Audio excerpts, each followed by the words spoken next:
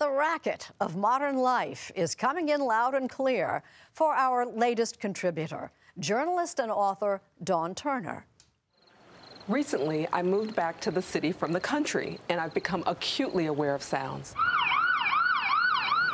Car alarms blaring, sirens wailing, cabbies blowing their horns. For me, loud car sounds are like fingernails on a chalkboard. Thankfully, chalkboards are close to extinction. Certainly, I'm not the only person unnerved by sounds. Just ask George Clooney. You mad at your computer? I type with purpose. When I was growing up, my mother would give my sister and me the side eye if we popped our gum or tapped our pencils absent-mindedly. She did the same thing with strangers.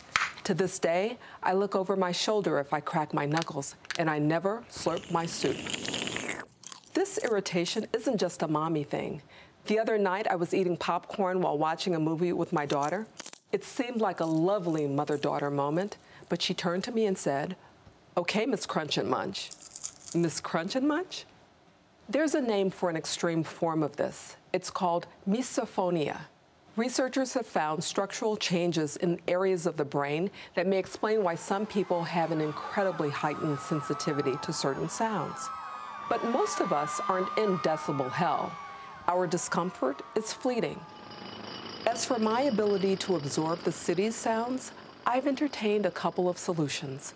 One relies on plain old time. I'm reminded of how I felt more than 20 years ago when I was a newcomer to my house in the country. Back then, it was the quiet that was disquieting and nearly drove me nuts. Until then, the perfect solution.